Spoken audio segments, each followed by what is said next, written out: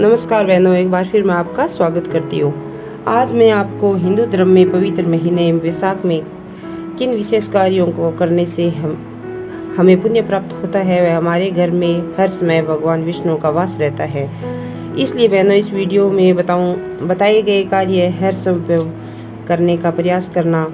वह वीडियो को पूरा देखना, बीच में स्किप मत करना। चैनल पर नए हो तो प्लीज चैनल को सब्सक्राइब कर देना।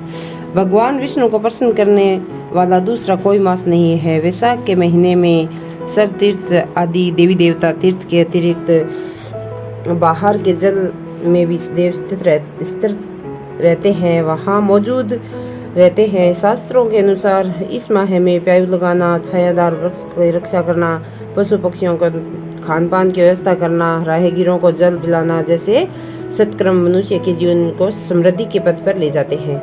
श्री विष्णु के प्रिय वैशाख मास में अलग अलग वस्तुओं के दान से अलग अलग फल की प्राप्ति होना माना गया है। सबसे सर्वश्रेष्ठ जल दान माना गया है। वैशाख उत्तम महीना है और शेष शाही भगवान विष्णु को हमेशा से प्रिय है।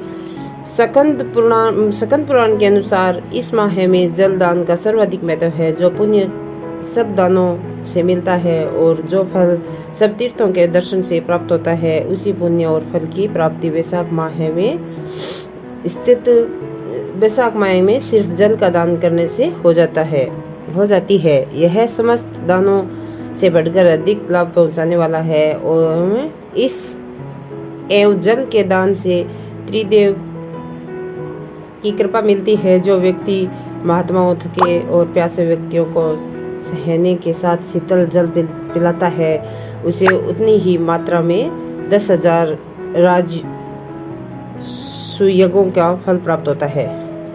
जो वैशाख माह में सड़क पर यात्रियों के लिए प्याऊ लगाता है, वह विष्णु लोक में प्रतिष्ठित होता है। प्याऊ देवी देवताओं, पितरों और ऋषि मुनियों की अत्यंत प्रिय है। जो प्याऊ लगाकर थके हुए यात्रियों की प्यास बुझाने में उनकी सहायता करता है, उस पर ब्रह्मा, विष्णु व शिव समेत समस्त देवतागण प्रसन्न होकर अपना आशीर्वाद प्रदान करते हैं। वह पंखों का दान भी महत्व देता है। इसमें धूप और परिश्रम से पीड़ित ब्राह्मण को जो पंखे से हवा खिलाकर शीतलता प्रदान करता है, वह इतने ही मात्र से निष्पाप होकर भगवान का पार्षद हो जाता है। जो राह में थके वे श्रेष्ठ दिविज को वस्त्र से भी हवा का करता है, वह भगवान विष्णु का सामीप्य प्रदान कर लेता है। जो इस मास में ताड़ का पंखा दान करता है, वह सब पापों का नाश करके ब्रह्मलोक को हो जाता है। अन्न का दान मनुष्य को शीघ्र ही पुण्य प्राप्त प्रदान करने वाला होता है। इसलिए संसार में अन्न के समान दूसरा कोई दान नहीं है। दोपहर में आए हुए ब्राह्मण, मेहमान या भूखे जीव को यदि कोई भोजन करवाता है तो उसको अनंत पुण्य की प्राप्ति होती है।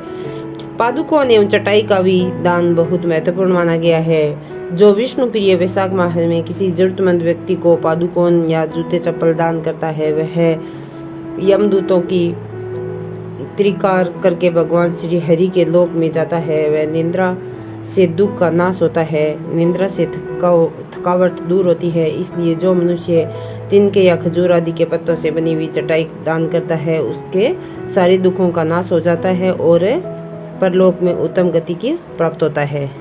वस्त्र, फल और शरबत का भी दान माना जाता है सर्वश्रेष्ठ।